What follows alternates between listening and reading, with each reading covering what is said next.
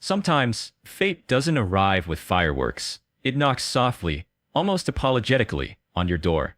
That night, it came disguised as a delivery. If you've ever believed that kindness still exists in quiet corners of the world, or that a small act can change two lives forever, then you'll feel right at home here.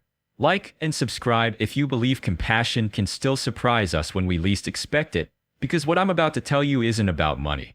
It's about what happens when a broken billionaire meets someone who refuses to break. Rain hammered the glass walls of the Caldwell Tower, each drop racing the next down its polished surface like time trying to escape itself. Inside, Evan Caldwell stood in the half-light of his penthouse, staring at the city that had made him rich and hollow all at once. 32 years old, founder of a tech empire, fortune north of $3 billion, and lonelier than he'd ever admit.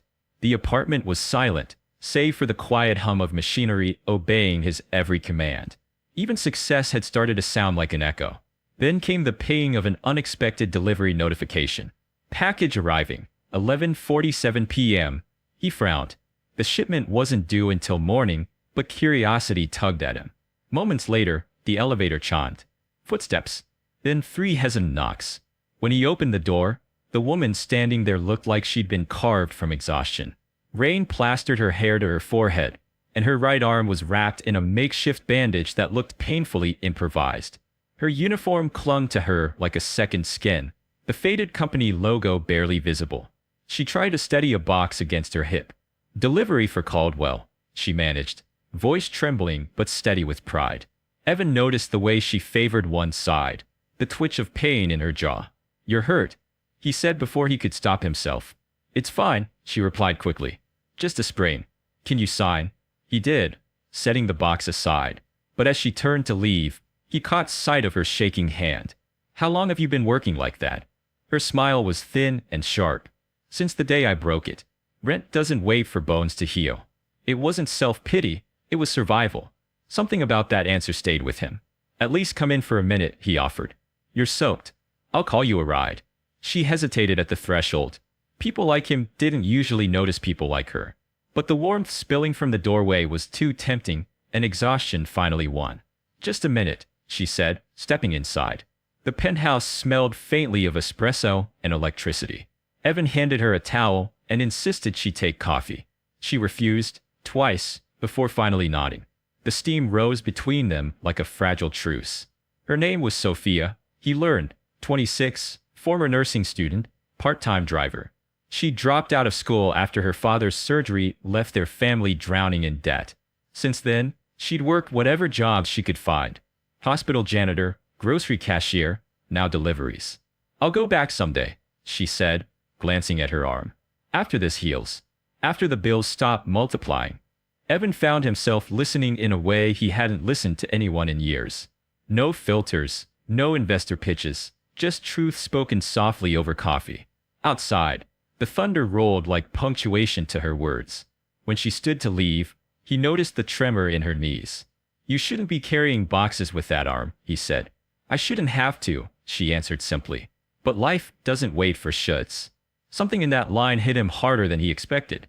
Before she reached the door, he asked, if you could do anything right now, no limits, what would you do? She paused, the question catching her off guard. I'd finish school, she said after a moment. Be a nurse again.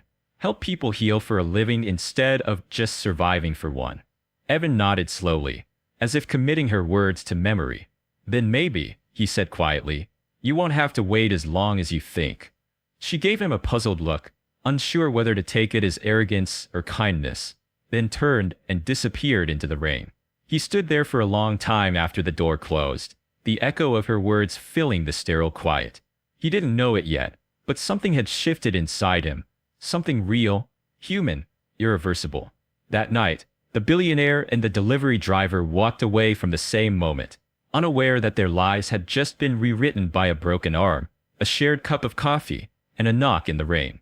Evan didn't sleep that night. The image of Sophia's trembling hand and quiet defiance haunted him long after she'd vanished into the storm.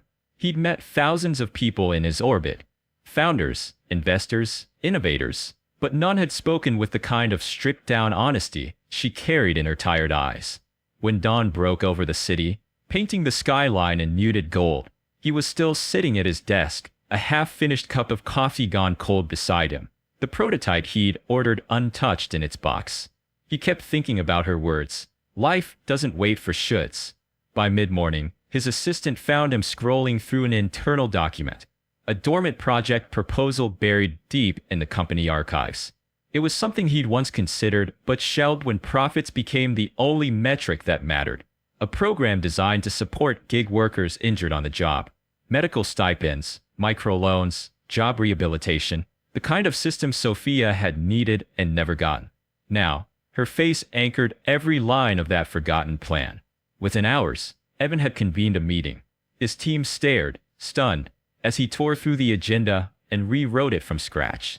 "We've been building technology that connects people," he said. "Maybe it's time we build something that protects them." The following day, a text lit up Sophia's cracked phone screen. Unknown number. "This is Evan Caldwell. Please come to Caldwell Tower at 10 a.m. I'd like to talk about something that concerns you." Her first reaction was suspicion. Rich men didn't follow up after a delivery. But the phrasing, polite, direct, no trace of pity, piqued her curiosity. She spent the bus ride debating whether it was a mistake, or worse, a trap. Still, curiosity won. By 10 o'clock, she was in the lobby of the towering building, clutching the strap of her bag as if it could protect her. Evan was waiting in the conference room. No suit this time, just a gray sweater and the look of someone who hadn't slept. He stood when she entered. "Sophia," he said, almost relieved. "Thank you for coming." She gave a cautious nod. "You said this was about me?" "It's about people like you," he corrected. "About the system that expects you to work through pain while men like me profit from your exhaustion." Her brows knit together. "I'm not looking for charity, Mr. Caldwell." "Neither am I," he said. "I'm looking for perspective." He gestured toward a screen displaying a slide deck labeled Project Lift. He explained how his company wanted to launch a fund to help injured gig workers, people like her, receive medical care, job placement, and financial support. "But we've been missing something," he said. "Someone who understands the problem from the ground up." "You mean someone poor?" she said flatly. "I mean someone real," he replied, his tone steady. "Someone who's lived it." For a moment, the room was silent except for the soft hum of the monitors. Sophia shifted, unsure whether to be flattered or offended. "What does that have to do with me?" "I want to hire you," he said simply. "Not as a face for a campaign. God knows I hate those. As a consultant. To help us build this right." Her mouth opened, but no sound came. "You're serious?" "Completely." She looked down at her bandaged arm. "You don't even know me." Evan smiled faintly. "You'd be surprised how much someone can show you in 15 minutes and a storm."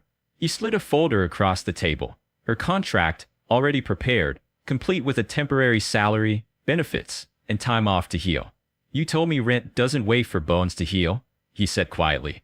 "I'd like to make sure you don't have to choose between the two again." Sophia blinked hard, torn between gratitude and disbelief. "Why would you do this for me?" "Because last night, for the first time in a long time," he said, "someone reminded me that money isn't the same as worth." She didn't answer right away. The air between them felt fragile, the kind of stillness that comes before something beautiful or disastrous. Finally, she whispered, "If I say yes, I want to earn it. No pity." Evan nodded. "Good. Because I wasn't offering pity." When she left his office that morning, the city looked different, brighter, as though the storm had washed the dust off the skyline. Her arm still ached, her future still uncertain, but for the first time in years, Sophia felt like maybe the world was about to give her a reason to believe again. And for the first time in his life, Evan Caldwell realized that saving someone else might be the only way left to save himself. 3 months later, the story that began with a late-night delivery had transformed into something neither of them could have predicted. Project Lift, born from a chance encounter and a broken arm, was no longer just an idea. It was real. Billboards across the city showed smiling couriers, nurses, warehouse workers, each with the words, "Healing should never have to wait." Evan's company had funded dozens of clinics and emergency aid programs, and Sophia had become its beating heart, the voice who made it human. I remember the night the project launched publicly. The ballroom at Caldwell Tower gleamed with golden light, filled with reporters, employees, and guests from every rung of society. Cameras flashed as Evan stood at the podium, speaking with the same precision that once made investors trust him. But now, there was something softer in his voice. Success, he said, means nothing if it doesn't leave the world a little better than you found it. Sometimes, that realization doesn't come from a boardroom. It comes from a knock on your door. When Sophia's name was called, she stepped onto the stage, her right arm finally healed, her heart still uncertain how to carry so much gratitude at once. She wasn't polished like the others, but her authenticity silenced the room. I used to think people like me didn't get seen, she began. We deliver things, clean things, fix things, then disappear back into the rain. But that night, someone saw me, not as a problem to solve, but as a person trying to keep going. Her voice cracked slightly. And now, because of that, hundreds of others won't have to choose between their health and their rent. There were no grand gestures, no cinematic violins, just quiet applause that grew until the sound filled every corner of the hall. Reporters lowered their cameras. Even the stoic security staff wiped at their eyes. Evan joined her on stage, not as a savior, but as an equal.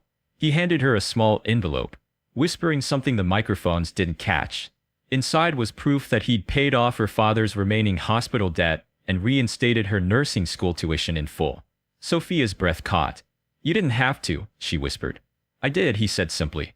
Because the world needs people who heal, and people who help them do it. The crowd didn't know what was said, but when she hugged him, the room erupted into tears and applause all over again.